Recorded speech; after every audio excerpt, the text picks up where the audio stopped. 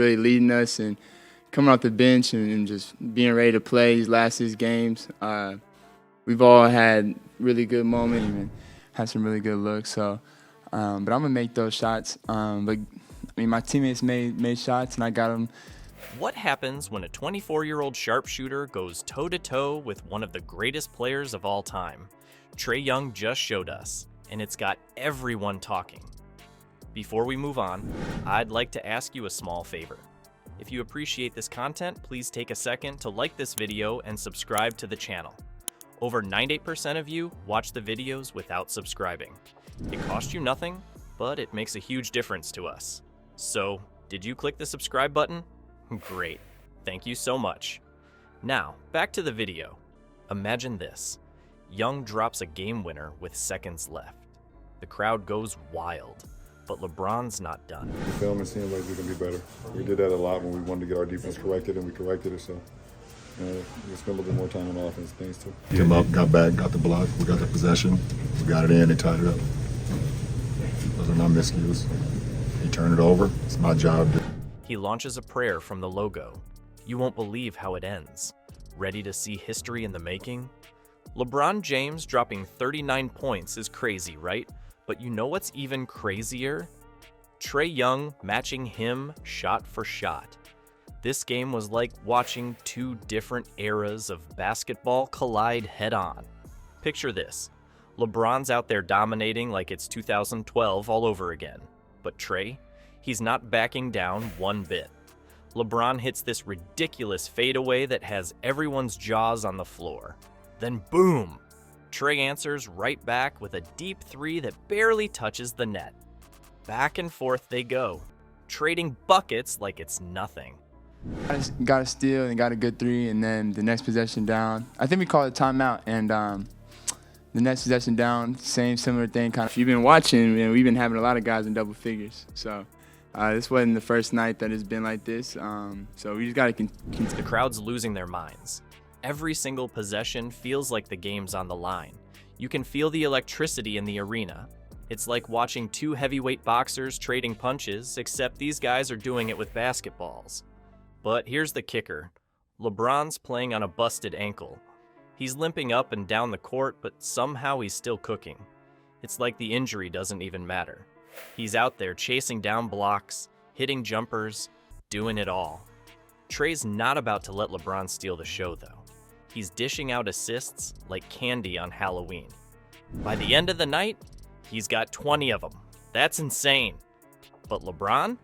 He's countering with a triple-double. Points, rebounds, assists. He's doing it all. You're watching the game thinking, okay, one of these guys has to break eventually, right? Wrong. Neither of them do. They're both unstoppable. Trae's weaving through defenders like they're not even there. LeBron's bullying his way to the rim like he's still in his prime. It's coming down to the wire, and you can feel the tension building. The fourth quarter's about to start, and you just know it's gonna be wild. These two aren't just playing for a win anymore.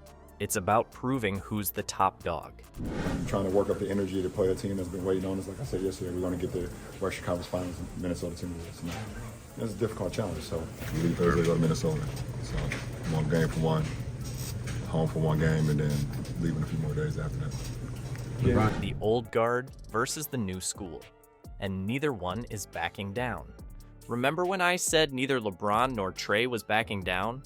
Well, they were just getting started.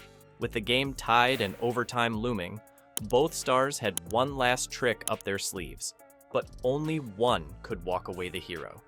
The whole arena was on its feet as overtime began. You could feel the tension in the air. Both teams were exhausted, but Trae and LeBron, they looked like they could play all night.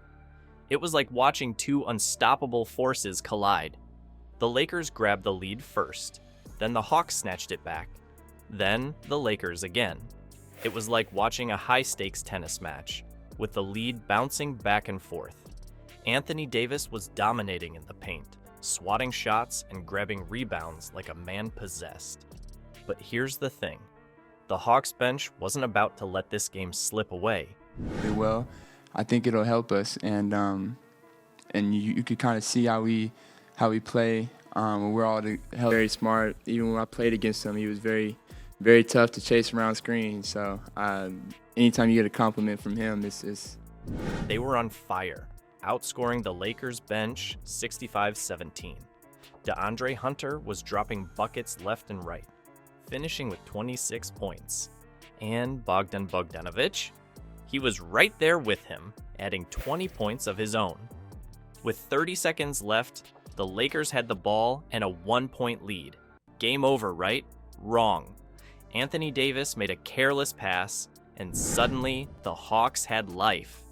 Dyson Daniels came up huge for the Hawks, making a clutch steal and forcing a jump ball against Davis. It was the kind of play that changes games. The clock was ticking down. Trae had the ball.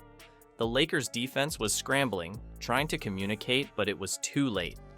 Trae found a sliver of space and pulled up from deep. Yeah, I mean, I was frustrated at myself after I lost the first one. I felt like I got bumped and The ball hung in the air for what felt like an eternity. And then, swish! The Hawks took the lead with seconds left, but LeBron wasn't done. He had one last chance to be the hero. He caught the inbounds pass and dribbled towards half court. The clock was winding down. 3, 2, 1. LeBron launched a prayer from the logo.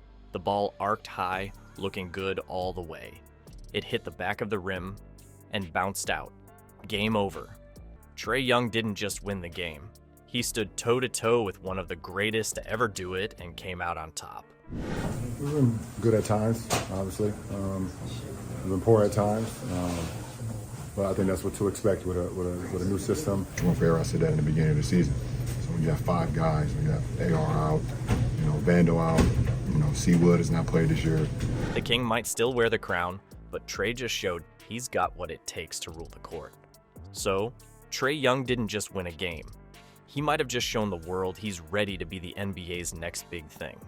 This wasn't just any game, it was a statement. Young went toe-to-toe with LeBron James, one of the greatest ever, and came out on top. That's huge. But here's the thing, LeBron's not done yet. He's still putting up monster numbers, even with a busted ankle. The King's not giving up his crown without a fight.